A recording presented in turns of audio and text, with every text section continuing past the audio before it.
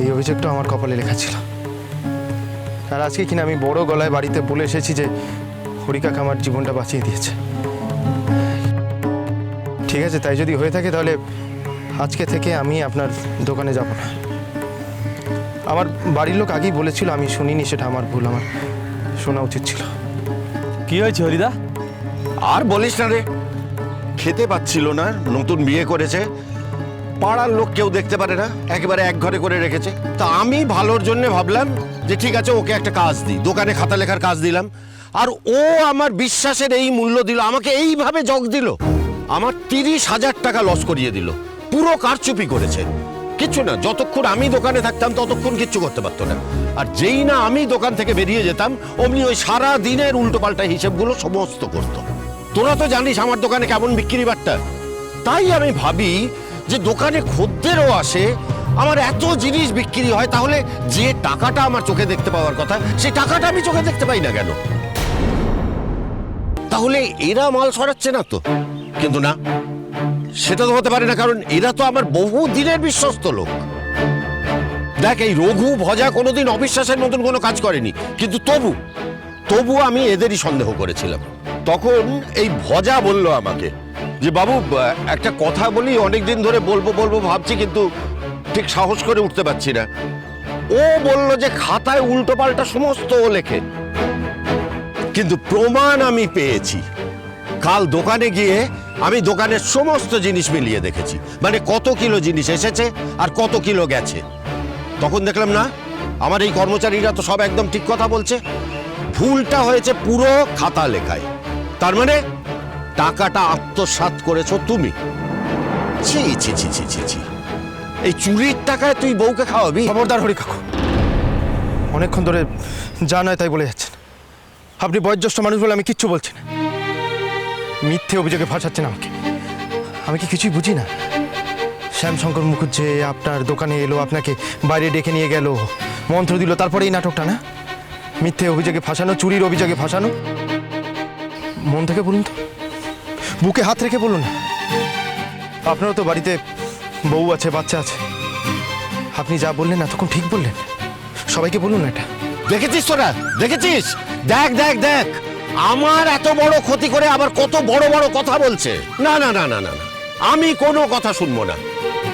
আমার দোকানে 30,000 টাকা ক্ষতি হয়েছে এবং সেটা তোকে পূরণ করতে হবে, সেটা তোকে দিতে হবে, এবং এক্ষুনি। একটা কথা বলুন তো হরি কাকু, যদি আপনার দোকানে ক্ষতি হয়েই থাকে তাহলে আপনি কেন বলেছিলেন যে আমি আসার পর আপনার দোকানে লাভ হয়েছে? দোকানে এত খদ্দের আসা দেখে আমি ভেবেছিলাম যে অনেক লাভ হচ্ছে, তখন তো আমি পুরোটা মিলিয়ে দেখিনি। আরে বাবা, আমার তো আরো অনেক লাভ হওয়ার কথা ছিল। তুই যদি চুরি না করতিস তাহলে একবার ভেবে দেখ লাভটা কোথায় গিয়ে পৌঁছতো।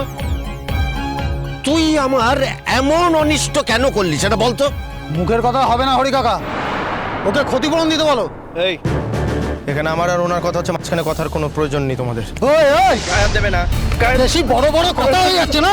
আমরা কোথায় কথা বলবো আর কোথায় বলবো না সেটা তুই বলে দিবি। হাত দেবে না বলছি তো। খবর 100 বার দেবে, 1000 বার দেবে। আর শুধু গায়ে হাত কেন, তোকে নিয়ে গিয়ে এখন আমরা বিচার সভায় দেব।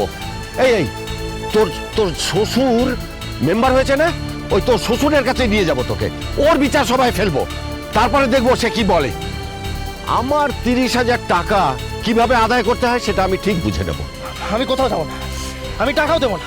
আরে যে টাকা আমি নিই সেই টাকা দেবো কেন আমি? আর আমার পেছনে লাগে যদি এত ইচ্ছা হয়ে থাকে তাহলে আমার মাইনে দিতে হবে না। আমি এই মাসে এমনি খেতে দেবো, আমি ভেবে নেবো যে আমি এমনি খেতেছি। মাইনা? আবার মাইনার কথা বলছিস কি করে? হ্যাঁ, খুব বড় বড় কথা বলছিস তুই এখন। আমার 30,000 টাকা চুরি করেছিস, চোর একটা, আবার মাইনে চাইছিস? তোর মাইনে আমি দেখিয়ে দেবো।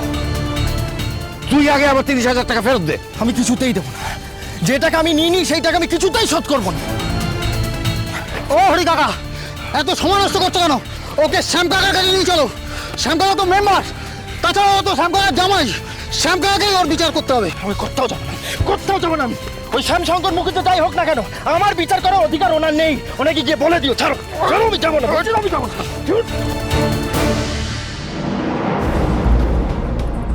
ভেবেছিলি তোর চুরি ধরা পড়বে না, চুরি করে সটকে পড়বি ভেবেছিলি। শোনো কি তোমরা আমার ঘরে রেখেছো কেন? এই ওর গায়ে হাত দেবে না, আমার সঙ্গে কথা হচ্ছে। শোনো শোনো তুই চলে যা এখান থেকে। কি কি হয়েছে বলো তো, তোমার মারছো কেন? কি হয়েছে বলো আরে দেখ না, এত খাটনি খাটলাম, তারপর বলছে নাকি আমি প্রত্যেকদিন চুরি করেছি, 30,000 টাকা চাইছে, বলছে শ্যামশঙ্কর মুখার্জি নাকি আমরা বিচার করবে। ইয়ার কি হচ্ছে নাকি বলতো? ঠিক হয়েছে, তোর উপযুক্ত শিক্ষা হয়েছে। ছুটি তোকে কমবার বারণ করেনি। শুনেছিলি ছুটির কথা? না জেঠি জরিমার কথা শুনেছিস? তুই নিজে যেটা ঠিক মনে করেছিস সেটাই করেছিস। আমরা তোকে সবাই মিলে বারবার বলেছিলাম যে সর্ব, তুই এই গায়ে কাজ করতে যাস না, এই গা ছেড়ে চলে যা। তা সত্ত্বেও তুই কাজ করতে গেলি। একবার তো তুই মৃত্যুর মুখ থেকে ফিরে এসেছিস, তা সত্ত্বেও তোর শিক্ষা হয়নি। আর এই শয়তানগুলো তো তোকে একবার মৃত্যুর মুখে পাঠিয়েছিল।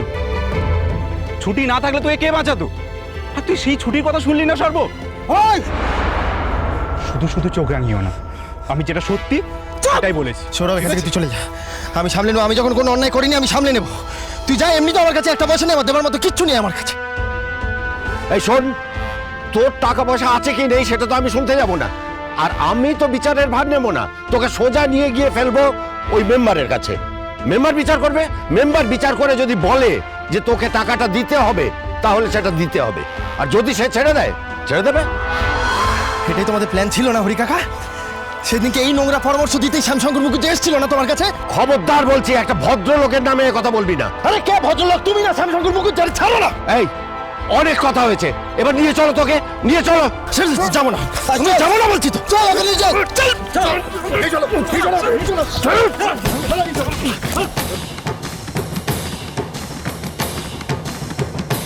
এক্ষুনি গিয়ে ছুটিকে খবরটা দিতে হবে।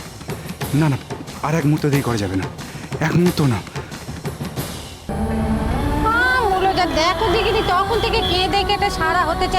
এত যদি কাঁদবি জানতুম তাহলে তোকে আনতুম নিকো। হ্যালো, আমি কি চিরজীবনের জন্য নেবাসনে চলে যাচ্ছি না কি বল দেখিনি? হ্যাঁ, নাকি তুই কথা কোনোদিনও যেতে পারবি নিকো? এমন জায়গায় যাচ্ছি, সবই তো দেখে শুনি এসেছিস। এবার থেকে যখন মন কেমন করবে, চাঁদ বাবা এলে তাকে সঙ্গে করে নিয়ে চল যাবি।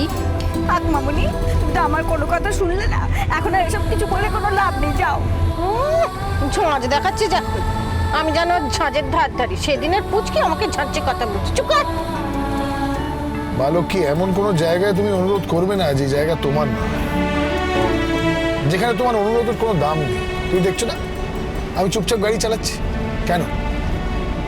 কারণ আমি জানি আমার অনুরোধের কোনো দাম থাকবে না। আমাকে দেখেও তো শিখতে পারো। সেটা কাল তো নিজের কথাটাই সবচেয়ে বড় করে মনে করলো। আমি যে এত করে বললু বড় মামি আমার নে চলো, কই আমার কথাখান শুনলো? তুই অত বড় একখান ভূতের বাড়ি, দিন রাত রাত দিন থাকবে না ওখানে, রাত বিরেতে কি হয় কে জানে, সে খেয়াল আছে? এই বক না, চুপ কর। খুব বড় বড় কথা হয়েছে। তোর বড় মামিকে শাল কুকুরেও নেবে নি, বুঝেছি? সে হলো কি জমেরও অরুচি। ও নতুন বউ, কাঁদিস নিল। আসলে কি জানিস তো, তোদের বাড়ির নোক না আমাকে কষ্ট দিয়ে একদম ঝাঁঝরা করে দিয়েছে। ওই জন্য আমিও ঠিক করেছি, আমাকে যারা আজকাল ধরে এত কষ্ট দিল, তারাও আমার জন্য একটুখানি কষ্ট পা। তোমাকে এমনিতে দেখে কি মনে হয় বলো তো? মনে হয় তোমার অনেক দয়া, অনেক মায়া, কিন্তু আসলে তুমি হচ্ছে নির্দয় আর নিষ্ঠুর। আমাদের কষ্টে তোমার কিচ্ছু যায় আসে না। বলি, আমার কষ্টে কারোর কোন দিন কিছু এসে গেছে? হ্যালো রাধা, তুমি কি আমার উপর প্রতিশোধ নেবে বলেই এই সিদ্ধান্তটা নিলে? যখন তোমাকে জোর করতাম তুমি চলে যাও, তখন তুমি আমার কথা শোনোনি। আর আজ যখন জোর করছি থেকে যাওয়ার জন্য, সেই জোরকে তুমি কোনো সম্মানই জানাচ্ছ না। ও নতুন বউ, তোর শ্বশুরকে বললো, উনি যখন আমাকে তাইরে দিতে চেয়েছিলেন না, তখন আমার মনেও জেদ ছিল। আমার মনে হয়েছিল যে যতদিন না উনি আমার কথা শুনছেন, আমার কষ্টটা বুঝছেন, ততদিন আমি এ বাড়ি ছেড়ে যাবো নিকো, সে আমার উপর যতই অত্যাচার করুন না কেন। সেই জন্যই হোতা মাটি কামড়ে পড়েছিল। তারপর যখন লোকটা সত্যি সত্যি ঠিক হলো, তখন আমার মনখানাও ঠিক হয়ে গেল। আমার তো সব পাওনা একদিনেই মিটে গেল, তাই না? আমি কেন হোতা বসে বসে ছুটকিকে কষ্ট দেবো বল দিকিনি?